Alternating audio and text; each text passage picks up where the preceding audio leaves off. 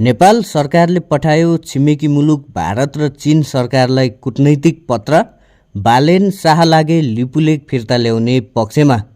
भारतको उही पुरानै जवाब। लिपुलेख हुँदै कैलाश मानसरोवर जाने बाटो पुरानै हो, नयाँ होइन।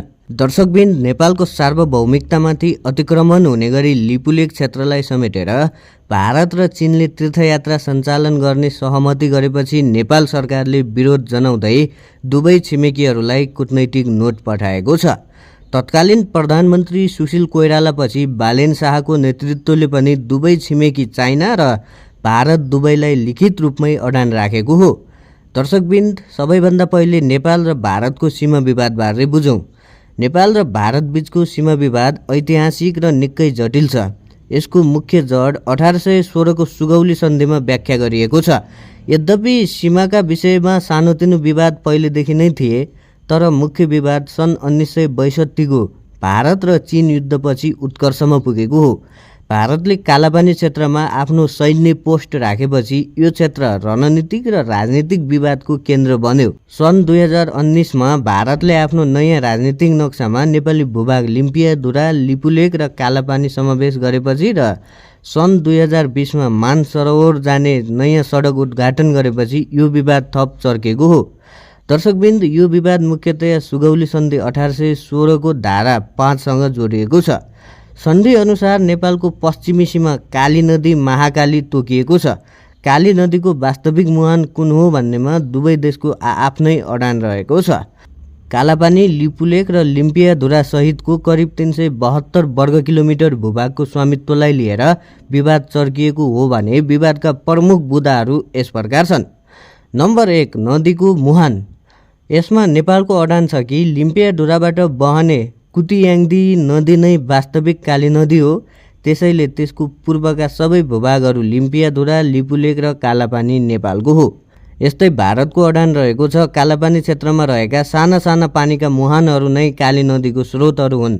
भारतले सन् 1860 पछि जारी गरेको केही नक्साहरूलाई आधार मान्दै लिपुलेख र कालापानी आफ्नो भएको दाबी गर्दछ। नम्बर 2, ऐतिहासिक प्रमाण र नक्सा। दर्शकबिन, नेपालसँग सन् 1816 देखि 1850 सम्मका तत्कालीन ब्रिटिस इन्डियाले निकालेका नक्साहरू छन्। यसमा लिम्पियाधुरालाई नै कालापानी नदीको मुहान मानिएको छ।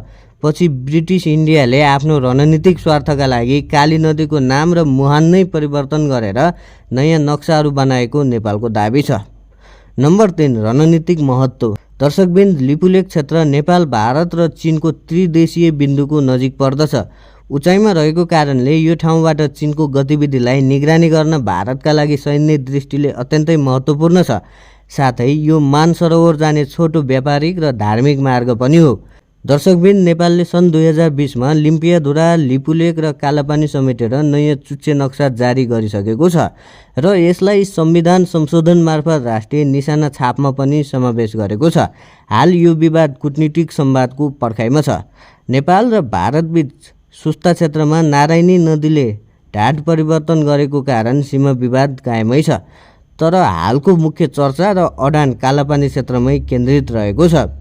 प्रधानमन्त्री बालेन शाहले नेपालको सिमानाको विषयमा परराष्ट्र मन्त्रालयको तर्फबाट एउटा कूटनीतिक पत्र भारत र चीन दुवै छिमेकी मुलुकहरूलाई पठाइएको छ। भारतको जवाब छ, यस सम्बन्धमा भारतको अडान स्थिर र स्पष्ट रहेको थियो। लिपुलेख कालापानी कैलाश मानसरोवर यात्राका लागि लामो समयदेखि प्रयोग हुँदै आएको मार्ग हो र यस मार्गबाट यात्रा दशकौँदेखि सञ्चालन हुँदै आइरहेको छ।